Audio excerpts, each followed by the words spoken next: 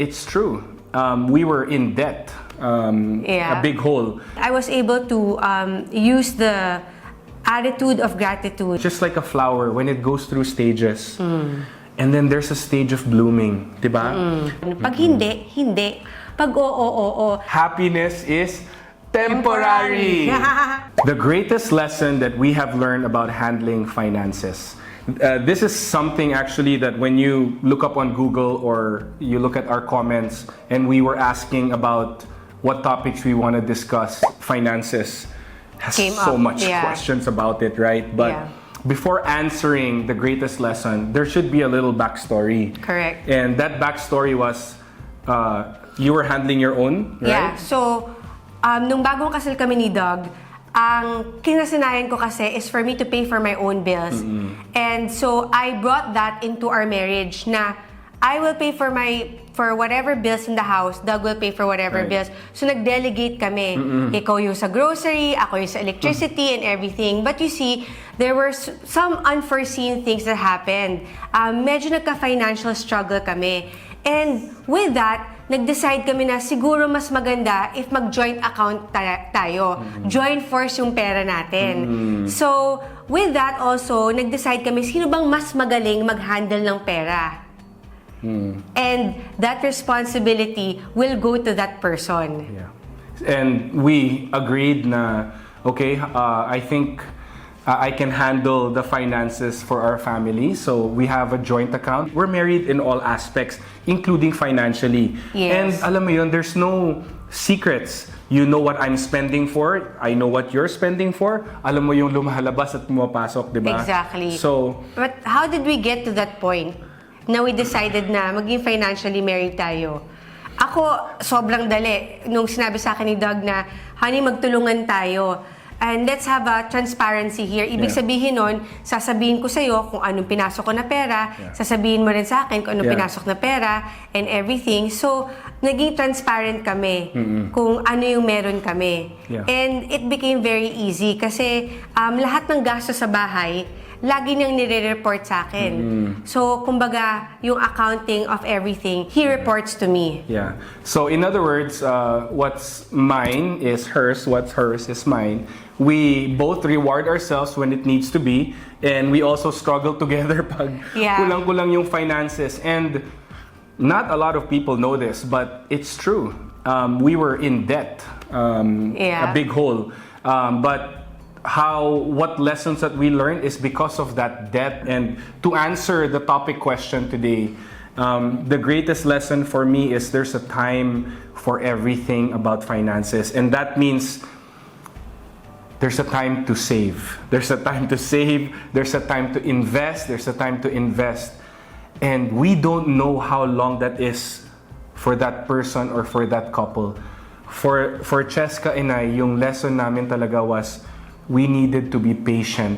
Our first 4 or 5 years was a struggle financially. Yes. Let me just say we both had work.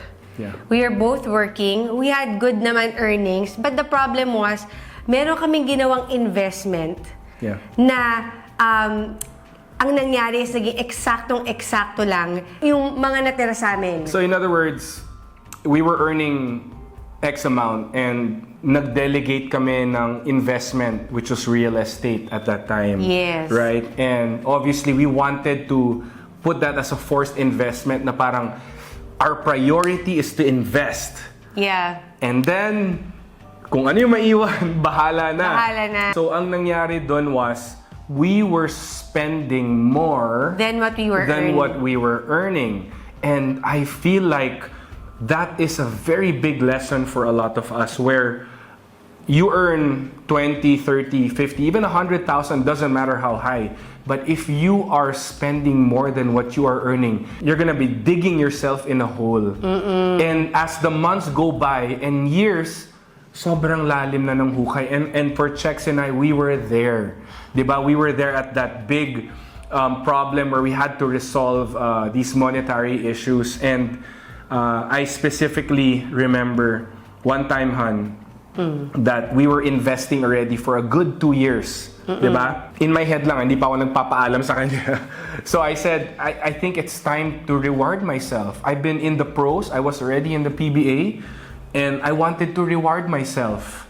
In our bank account, there was 350,000 pesos. Okay? 350. And I wanted to buy a TV, a plasma TV, 50-inch, and I wanted to buy some JBL speakers. And the total for that was 250,000. Okay? And in my head talaga, I deserve this. Nag-ipon na ako, nag-set aside na ako ng ganito. I think I deserve this. And anong ginawa ko? I bought it. I was so happy. Guys, when I say happy, nag-set up ako, bumili ako ng mga bagong Blu-ray, diba? So, happiness is temporary. Oh my gosh. So, I was happy until the bills started coming in. The consumer in me took over yung pagkagastadero ko, lumabas without having to plan the financials properly kasi I wanted to I've been working so hard, I deserve this. And true enough, negative until I had to borrow money from my best friend. I needed to borrow money from my mom who didn't even have enough. And I remember I called up my mom. Ma, I'm sure you're gonna remember this. I called up Ma, yung credit card ko. Ang minimum payment ko is 20,000 and I need 30 for the other bills pa. So my mom said, Douglas, awan kwartak. Sa Ilocano, wala daw siyang pera. So sabi ko, okay, it's okay, I understand. Siyempre, my mom's a housewife, right? So whatever she has, jewelry, diba, that she worked hard for that, diba, and to save, and then so we put down the phone, and then after 1 minute, she calls me back. Oh, sige, Douglas, meron na. Isangla ko na lang yung jewelry ko. Nagsangla si Mommy.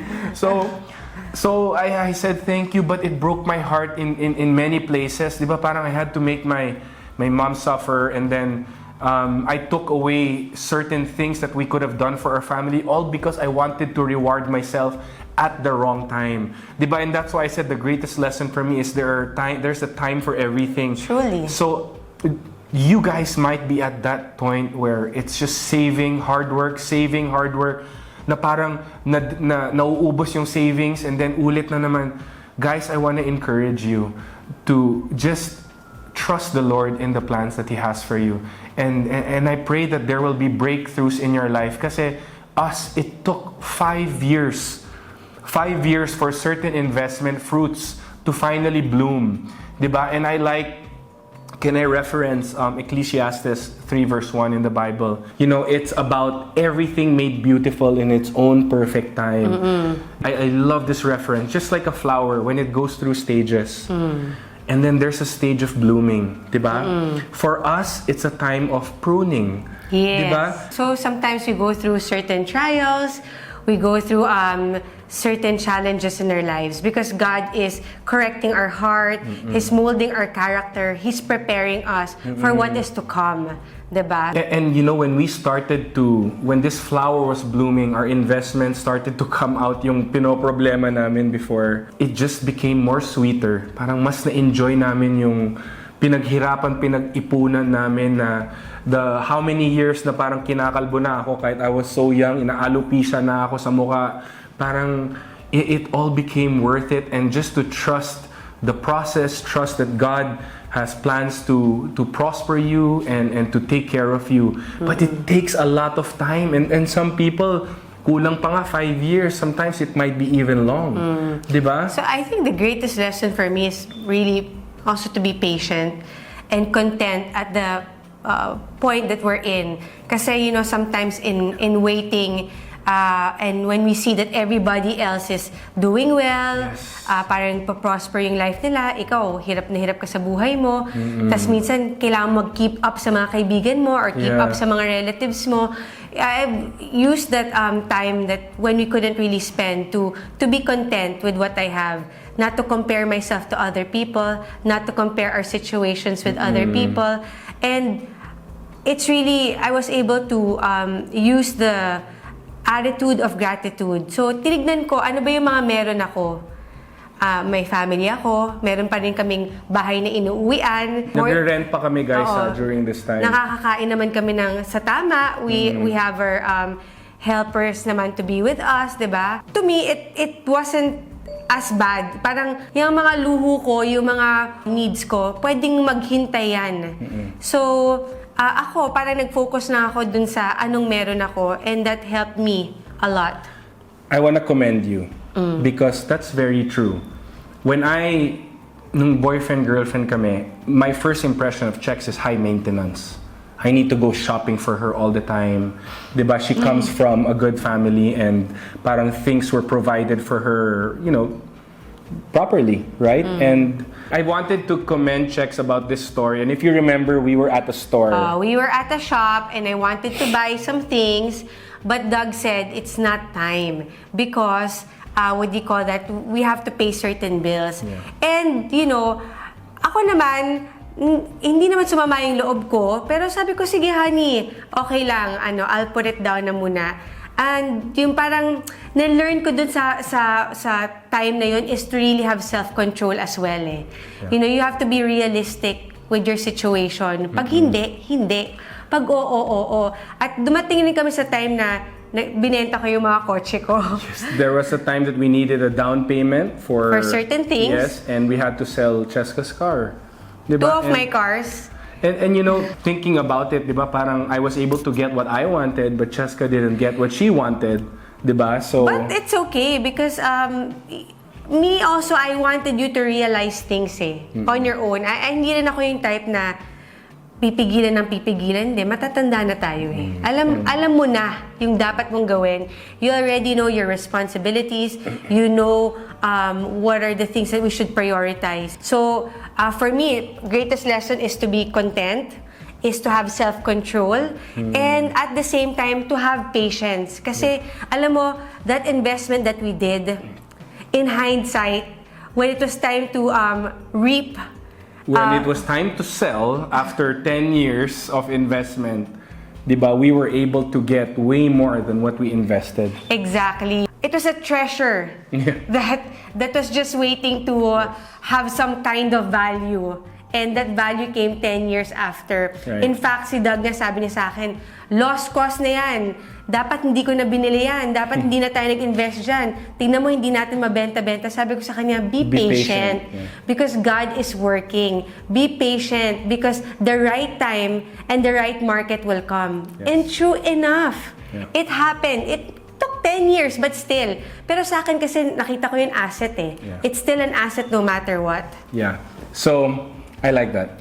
Because you really exuded that patience and we actually got through it together. Yeah. Diba? And so, ako may top 3 na ako. Ano yung top 3 mo? There's a time for everything. There's a time to save. There's a time to invest. There's a time to reward yourself also. But don't reward yourself just like wrong timing nung akin ha. So, there's a time for all of that. So, enjoy the process because when the time comes that you're reaping the benefits, it's time to enjoy the fruits. You will enjoy it much better. Yeah. With no headache. Yeah. So that is the greatest lesson that we've learned about finances.